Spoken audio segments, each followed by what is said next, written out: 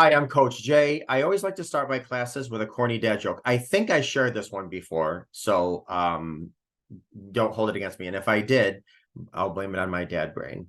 I asked my boss for a raise because three companies were after me. He asked me which ones, and I replied, gas, water, and electric. But bum. All right. If we can take two deep healing breaths in through the nose, out through the mouth.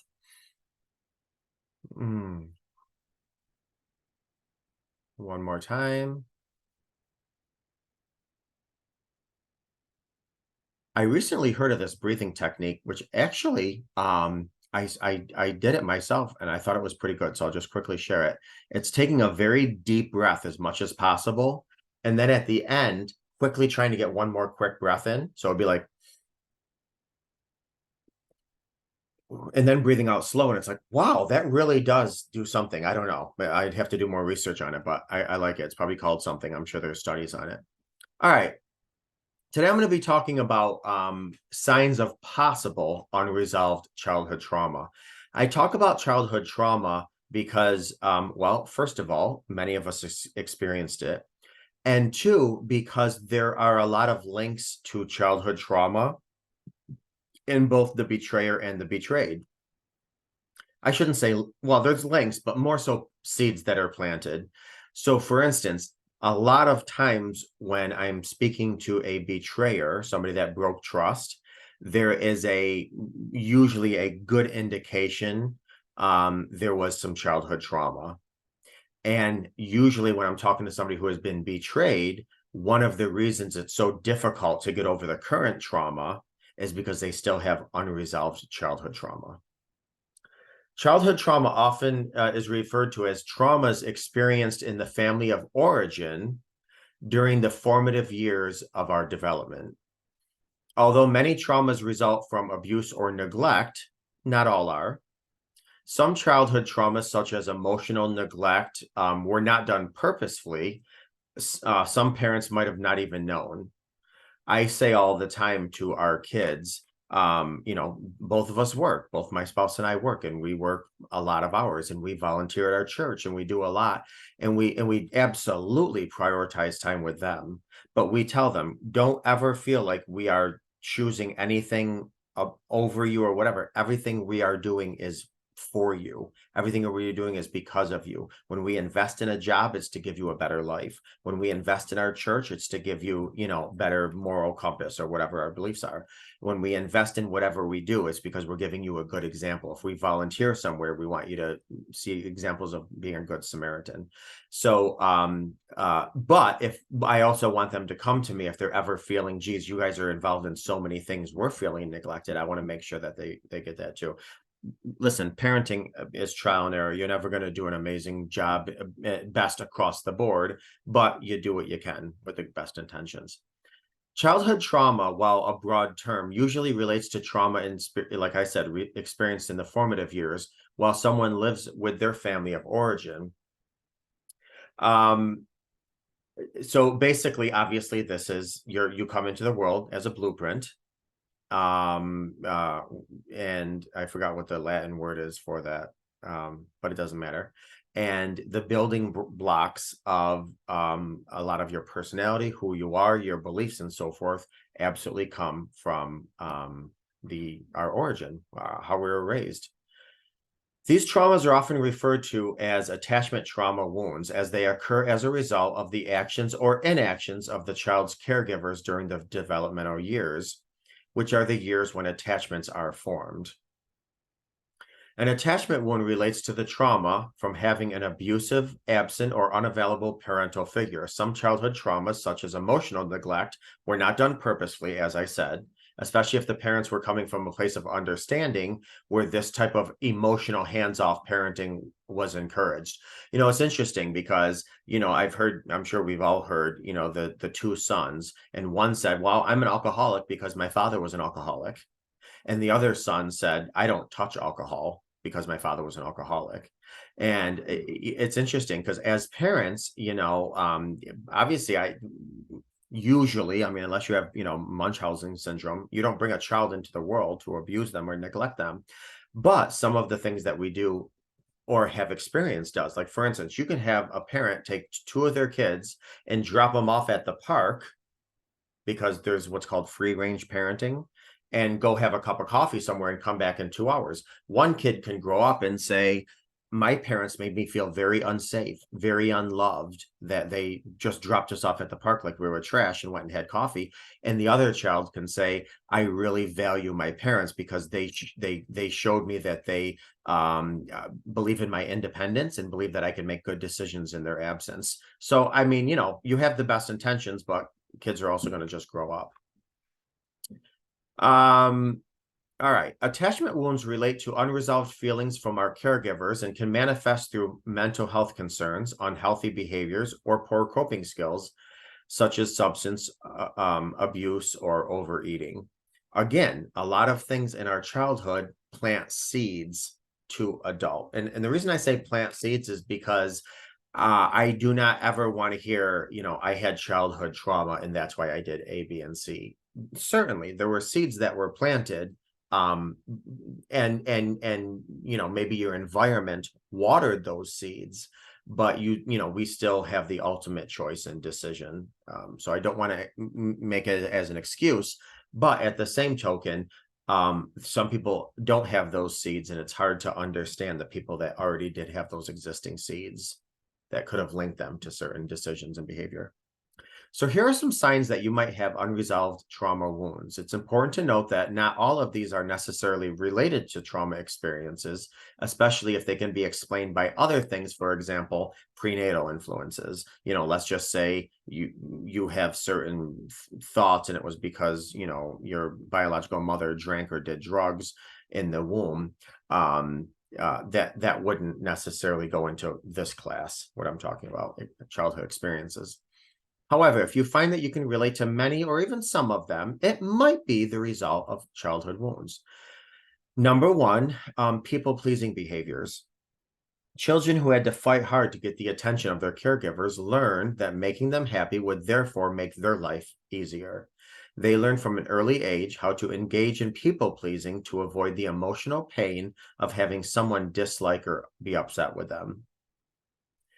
2, perfectionism. This is especially common in children who are survivors of emotional neglect. I find this happens personally for a couple of reasons. First, children who learn that doing things perfectly, such as dance recitals, piano playing, whatever it is, sports game, it's the way to get the limited attention that their parents had. The second most common reason is due to children who had to take care of themselves, who learned that making a mistake is unacceptable since they never learned how to cope with feelings that come from not doing so well perfectly. I was talking to somebody a couple months ago, and they were saying the only time their parents gave them attention is when they heard them bragging about them to someone else. And they said, we were never told. I was never told I was good, but I would hear them bragging. And so what that told me was that, when I gave excellence, then I had value.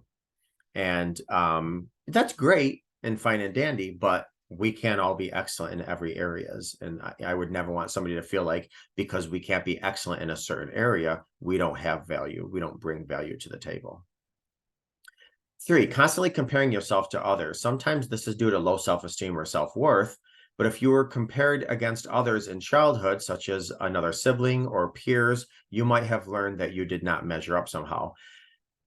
As a parent, I'll say I've done this and I really got to watch myself, but my son has a lot of friends that come from very nice, decent, well-behaved homes with great manners, and that show so much love to their siblings. And sometimes when my son is not showing love to my daughter, I'll say, can you be more like A, B, and C? And then right after it comes out of my mouth, I'm like, ooh, crap, I got to watch what I say, because I don't want him to live in a world where he feels compared to someone. Number 4, avoiding relationships or getting close to people. This is often due to the fear of getting close to others, which comes from a fear of getting hurt. If you were hurt or abandoned in childhood, it is natural to want to avoid that. Even if the decision is not a conscious decision, you do avoid people, you do stay away. This also goes hand in hand with a lot of times when people first find themselves in relationships, they do a tremendous amount of testing. So, okay, because I was neglected or left alone or abandoned when I was young, I'm going to test you to see if you're going to go away. And unfortunately, because all of us have a confirmation bias, we often test until we get a confirmation with that. So we are going to test and push them away and push boundaries to the point where at the beginning of a relationship, they're like, I'm invested, but these tests are a little too much. They don't say it in those words, but in the behavior of the person who's testing them, and then they give up, and now you have a confirmation bias. See, everybody leaves me. I can't trust anybody. I can't, be safe with anyone. Number 5, jumping from relationship to relationship. Just like those who avoid relationships to avoid emotional pain, those who jump from one relationship to another are often trying to fill a void that was left by their attachment wounds. It's almost as if you can somehow prove to yourself that you're truly lovable by being in a relationship, or telling yourself, look at all these people love me because I've been in 100 relationships. Hundreds of people love me. And while, that may be necessarily true, and I just did a video on this actually. There's a difference between passionate love and compassionate love. Passionate love usually is between like 6 and 18 months, and then you get into compassionate love. And there are 2 different types of love. And so, yeah, you can have a lot of passionate lovers in your life. That compassionate love, which is a more deeper level love, that's something that a lot of people that jump from relationship to relationship don't ever experience. Number 6, you're too rigid or too loose with boundaries. Having too loose of boundaries, such as letting people walk all over you, is a sign that you learned it's acceptable to be treated this way. Likewise, those who have too rigid boundaries might be trying to protect themselves. There's the prostitute and the nun, and, they could both have trauma, and they dealt with it a different way. Trying to fix others. If you're always trying to fix others, you may have grown up with a caregiver who struggled with mental illness or substance use. You might try to carry this need to help and heal others into your adult relationships. Your inner child is saying, if I couldn't have fixed so-and-so, whoever it was, my mom, my dad, my aunt, my uncle, whoever raised me, then maybe I can fix my partner. But there's a lot wrong with this. Number 1, you shouldn't have had that expectation as a young child. It was far above I'll never forget, I was reading a story about this father who would take his daughter to work every morning, and he'd get on the subway with her with his briefcase. And one time, she went to get off the subway with her dad, and she said, Dad, let me carry your briefcase. And she went to pick it up, and she was like, oh my gosh, this is way too heavy. And he said, I'm an adult, so some things are going to be too heavy for you. And I love that, because it covered a broad spectrum of things. Of adult issues are adult issues. They're too heavy for young children. You shouldn't be carrying them. But also, we should never get into a relationship with having a job or putting a job on somebody else. So if we want to fix somebody or change somebody, that's not a relationship, that's a job. All right, number 8, disordered eating. There's a strong connection between childhood traumas and disordered eating. Many people binge eat because of traumas from the past. Eating helps us to soothe intrusive thoughts and inner pains. Now, I'm not going to get into gory details of some trauma, but a lot of our traumas are manifested from an oral perspective. So, for instance, there's a lot of adults that suck their thumb. There's a lot of adults that smoke. There's a lot of adults that eat certain things. Now, again, if somebody overeats, it's not because necessarily you were sexually violated, but these are just, again, indicators that there was seeds planted, and something to just be mindful of and maybe look into. Likewise, restriction of food and calories is often linked with low self-esteem and childhood trauma. In a recent study, when confronting stress, some children went for a favorite snack, while others lost their appetite. Now, I want to add to this as well, now that I'm reading this. A lot of times when children feel as if they're out of control with their surroundings, That's one thing that they'll do to feel in control. I won't eat. I'm in control of my body. This is how I feel empowered. I'm making the decision not to eat. So it could go the other way as well. Number 9, self-medicating with substances or substance misuse. We know that there's a link between substance misuse and addiction or trauma. People who experienced emotional or physical pain are often looking for ways to numb these feelings, sometimes leading to substance misuse. And when I say substance, that could be food, that could be drugs, that could be sex, anything that's going to numb you or allow you to escape from sitting with the pain that you're feeling. Number 10, feelings of depression, anxiety, or anger that do not go away. So occasionally feeling these things is normal. Anger is actually healthy. All these things are normal and could be situational, especially if you're dealing with a lot of stress at work or on the holiday season. However, if you feel that way for a long time, or you feel like it's not going away, they could be from unresolved inner childhood wounds and trauma. And obviously, I'm glad that you guys are, whoever's watching this now or in the future, can be mindful of that and really get some help, because just like the Incredible Hulk, he was least in control when he was angriest. And angry, I always say anger is the bodyguard to sadness. So usually when we're feeling angry, we need to really do a deep reflection, a deep introspection, and say, okay, why am I hurting? Why am I sad right now? Well, I'll leave it as that. Anyways, so some of the ways that you can really acknowledge or address or challenge these is, acknowledging it's in your past, acknowledging your truth, for as hurtful as it is. And that doesn't mean that you're thinking, I always say, you're not dissing your parents, you're describing your parents. As long as you're not name calling and putting them down, you're not dissing anyone who raised you, you're describing somebody who raised you.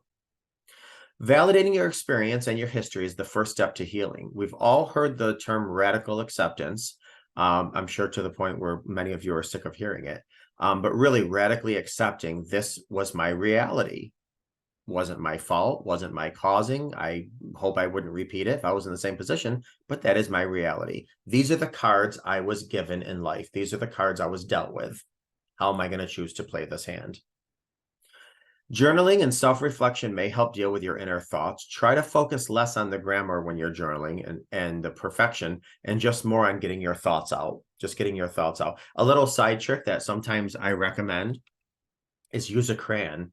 That way, not only will you not care so much on how it looks, but it also might just bring out the little inner child within you.